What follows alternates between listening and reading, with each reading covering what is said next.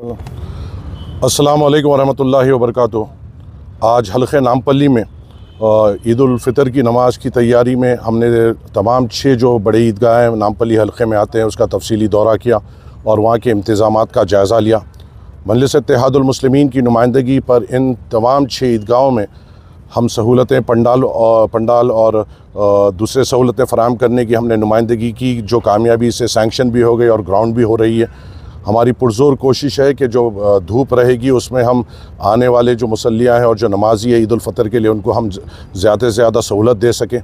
जो हमारे नामपल्ली हल्क़े में जो 6 ईदगाह आते हैं वो ईदगाह फसलानसर है, ईदगाह बिलाल मासब टैंक का जो हॉकी ग्राउंड के नाम से जाना जाता है, मिलिट्री गैरिसन मेहदीपट्टनम है, SCF मासब टैंक, बिलाल मस्जिद सैयद नगर और रेड हिल्स ग्राउंड। तकरीबन नामपल्ली हल्क़े में जो 6 बड़े ईदगाहें हैं और वहाँ की आवाम जो आएगी और उनकी सहूलत के लिए मजलिस इत्तेहादुल मुस्लिमीन की नुमाइंदगी पर 2,61,200 स्क्वायर फीट का पंडाल्स डाले जाएंगे ताकि आवाम को धूप से बचाया जाए। और इसी के साथ साथ दूसरे सहूलत पानी की और साफ़ सफाई की सहूलत भी हम देखेंगे और हम पुरज़ोर कोशिश करेंगे कि इस ईद में और इस ईद उल फ़ितर में जो नमाजी ईदगाहों को आते हैं अपनी नमाज अदा करने, उनको हम हमारे तरफ से जो भी मुमकिन सहूलत है वो फ़राहम कर सकें। सब ये साउथ वेस्ट जोन, देखिए ये हैदराबाद है और हैदराबाद में इस तरीके की पाबंदियाँ बिल्कुल तौर पे नहीं लग सकती। मैंने पुलिस महकमे से इस ताल्लुक़ से दोपहर से बात की है और जब ईदगाहें हैं, हमारे पास 6 ईदगाहें हैं और ये ईदगाहें जब मुकम्मल तौर पे जब पूरे फुल कैपेसिटी में आते हैं तभी रोड पे आते हैं और उसकी भी हमने सहूलत की है। हॉकी ग्राउंड के सामने जो पूरी मेन रोड है, जो मासब टैंक चौरस्ते से लेकर अलसबा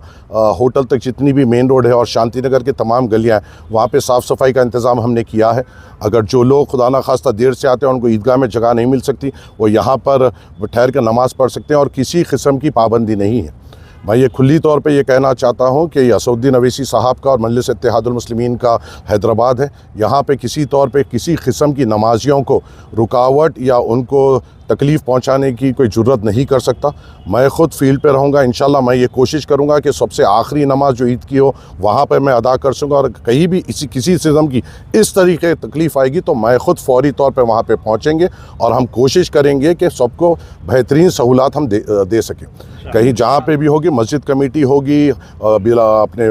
ईदगाह कमेटी होगी जो आवाम को गाइड करेंगे। हॉकी ग्राउंड के हद तक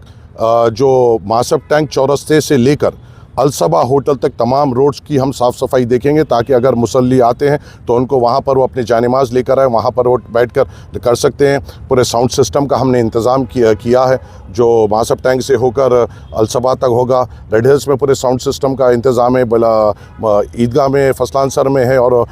बसंतार में है, सैयद नगर में है और यहाँ पर SCF में है। तो हम पुरज़ोर कोशिश करें और ऐसी किस्म की कोई रुकावट नहीं आएगी। मैं आपको मुतमईन देता हूँ कि इस तरीके से किसी भी नमाजी को कोई किस्म से रोका नहीं जाएगा। हाँ, और एक चीज़ है, ये जो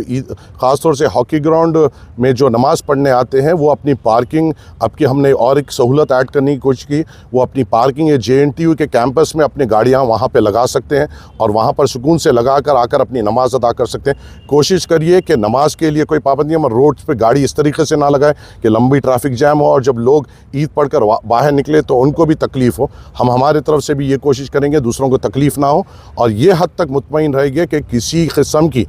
हैदराबाद बिलखुसूस नामपल्ली के हद तक और दूसरे इलाक़ों के जहाँ पर नामपल्ली के ज़िम्मेदारान हैं वहाँ के हद तक और तेलंगाना के हद तक कोई ये चीज़ की रोक टोक नहीं कर सकता कि रोड पे नमाज ना पढ़ी जाए। इसका मुकाबला हम करेंगे और पूरी कोशिश करेंगे कि हम ईद के दिन पूरी सहूलतें हम फ़राहम कर सकें।